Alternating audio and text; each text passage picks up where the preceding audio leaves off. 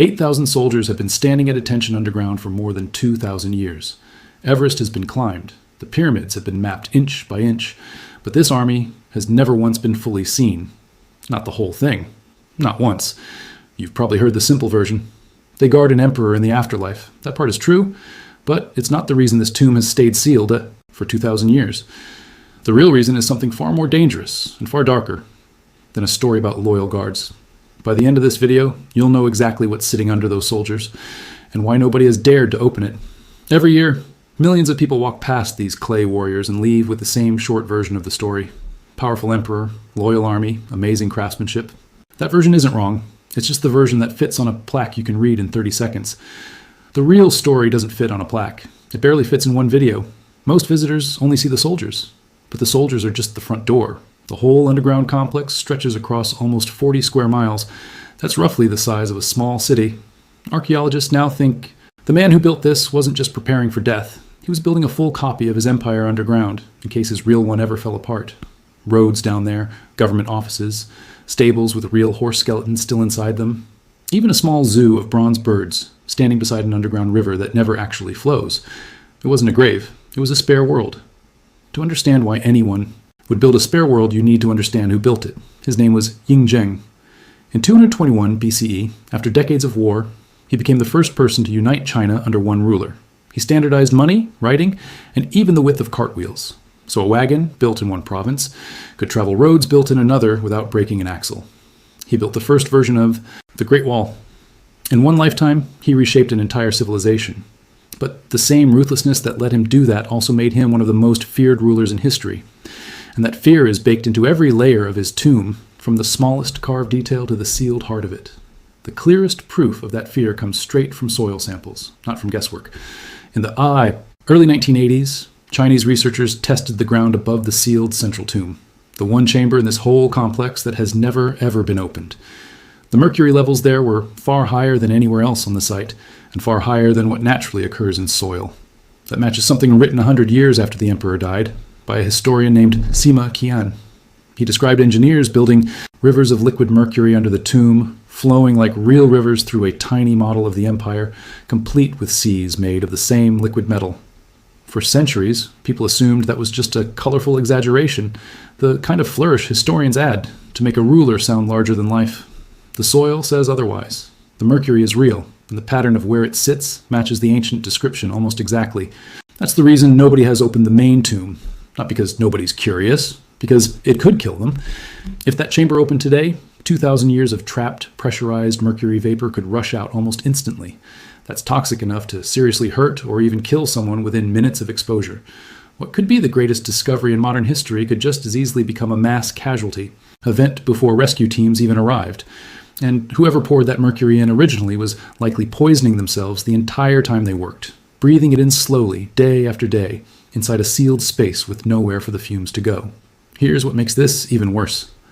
In the 1980s, when a smaller pit nearby was opened for study, conservators watched the painted colors on the clay soldiers start flaking off, within seconds of touching open air.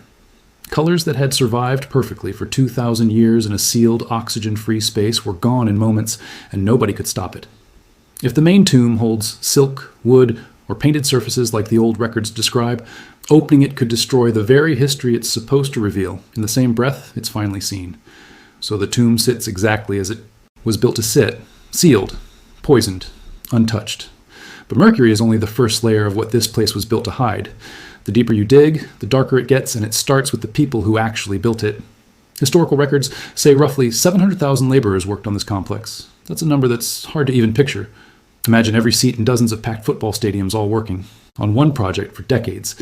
For years, historians assumed the survivors were simply sent home once the work was done. That would be the comfortable version of this story. But that assumption doesn't line up with what Sima Qian actually wrote. According to his account, once the emperor's body and treasures were sealed inside, the gates were shut while some workers were still finishing the final passages, trapping an unknown number of them inside with no way out. The stated reason was simple and cold. Nobody who knew the tomb's secrets could be allowed to leave and tell anyone. That's not a legend added later for drama. That's a documented policy, written down as historical fact by a man working from records and survivor accounts.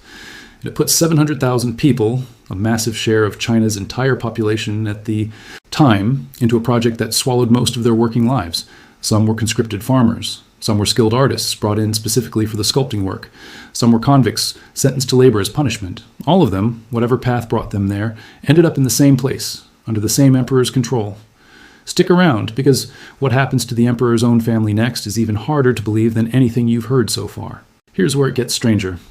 The old records describe crossbow traps built into the tomb's walls, rigged to fire automatically at anyone who broke in. Wood should have rotted away centuries ago, which made this sound like myth for a long time. But modern non-invasive scanning has found metal signatures, bronze crossbow parts, sitting in exactly the spots the ancient account describes. The wood is gone. The bronze is still there, right where a historian said it would be, over 2,000 years after he wrote it down. If the tomb was built to punish anyone who broke in physically, then the emperor's response to people who challenged him with ideas was even more brutal. In 213 BCE, on the advice of his chief advisor, he ordered a mass burning of texts across the empire. History books from rival states, philosophy that contradicted his rule, almost anything that preserved knowledge of the world before his unification. Only practical texts like farming, medicine, and fortune-telling were spared. A year later, several hundred scholars accused of criticizing him or practicing forbidden divination were executed by being buried alive. This isn't legend either. It's one of the most documented events in Chinese history, remembered today as the burning of books and burying of scholars.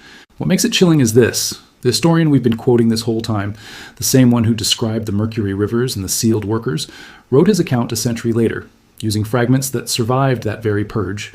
In a real sense, we only know this story because pieces of it slipped through the cracks of an operation designed to make sure nothing like it ever could. That same need for control turned into something even stranger as the emperor aged, a real, well-documented hunt for physical immortality. He sent huge expeditions across the eastern seas, some carrying thousands of young men and women, chasing legends of an island where immortals guarded an elixir that could defeat death itself. He consulted alchemists for decades and swallowed substances they promised would extend his life, some of which likely contained mercury and other toxic compounds. Instead of saving him, they may have slowly poisoned him. Several of those expeditions simply vanished from the record and never returned. Historians say the obvious explanation is that they were lost at sea, victims of primitive navigation. But there's a darker possibility that fits everything else this man is documented to have done, that returning, home empty-handed, and admitting the most powerful man alive was going to die like everyone else, may have been far more dangerous than never coming back at all. When the immortality expeditions failed to produce results, that same obsession turned toward the tomb itself. Every element down there was built with total precision. The mercury rivers standing in for real rivers, bronze chariots built to exact scale, a ceiling, reportedly set with pearls arranged to mirror the constellations overhead. And the clay army, positioned exactly, facing east, toward the lands the emperor had conquered, as if even in death he stayed ready for the next campaign instead of resting. That explains the scale of the tomb. It doesn't explain what happened the moment the emperor actually died. In 210 BCE, he died suddenly, far from the capital, during a tour of the eastern provinces. What followed is one of the most brutal cover-ups in Chinese history, and it's recorded directly in Sima Qian's account. His chief advisor and a small court circle hid his death for weeks, hauling his decomposing body back to the capital inside a covered carriage, reportedly surrounded by carts of rotting fish to mask the smell from anyone who got close. During that time, the conspirators forged a letter in the dead emperor's name, ordering his eldest son, the presumed heir, to take his own life while installing a younger, easier-to-control son on the throne instead. The eldest son believed the forged letter was real. He obeyed it and died before ever learning the truth. Once the new emperor was secured, his advisors moved to eliminate every remaining sibling who might challenge his legitimacy. And there were many, since the first emperor had fathered a large number of sons and daughters. Ancient accounts describe multiple princes executed outright. In one especially brutal passage, 10 princesses were killed together and their bodies displayed in the capital's marketplace as a public warning. An entire generation of the emperor's own bloodline was erased within months by the very same court that was still sealing his tomb at that exact same time. The advisor who forged that letter, a man named Li Si, had spent decades as one of the most powerful and trusted figures in the empire, the architect behind many of the emperor's biggest reforms. His reward for helping install a puppet ruler he thought he could control was his own execution just a few years later on fabricated charges ordered by the same court. He'd helped put in power. Betrayal in this story was never a single event. It was the operating system the entire regime ran on, From the laborers sealed inside the tomb, to the scholars buried for their ideas, to the princes and princesses executed by their own brother, to the man who orchestrated the cover-up himself, eventually consumed by the very machinery he built. Put it all together, and this stops looking like a simple burial site. It looks like the blueprint for an entire machine of control. Workers sealed inside to protect a secret. Scholars buried alive to protect an ideology. Ships sent out and never allowed to return to protect an image of invincibility. And finally, an entire branch of a royal bloodline executed to protect a throne that barely outlasted any of them. The dynasty this tomb was built to honor collapsed within just a few years of the emperor's death, undone by rebellion and the same fear its founder had spent his whole life cultivating. Which brings us back to where we started. 8,000 soldiers, still standing in formation, still facing east, staring out across territory that doesn't exist anymore, guarding an empire that fell apart not long after they were sealed underground with it. They were never simply there to walk an emperor into the afterlife. They were the final layer of a system built entirely around control, sealing away the workers who knew too much, the scholars who thought too freely, and the sons and daughters who might have challenged the wrong person, all wrapped around an emperor's body preserved in enough poison to keep modern science out of his final chamber for over 2,000 years and counting. So next time you see a photograph of that army, ask yourself something. Are you looking at a monument to what one man built, or a monument to everyone and everything he was willing to destroy to build it? Based on the actual historical record, not speculation, the honest answer might be both, standing in the exact same formation, facing the exact same direction, for the exact same 2,000 years. If this is the kind of thing that keeps you up wondering what else is buried under the monuments everyone thinks they already understand, that's exactly what this channel does every week. We don't stop at the version on the plaque. 8,000 soldiers have been standing guard for over 2,000 years, and now you finally know what they're really protecting.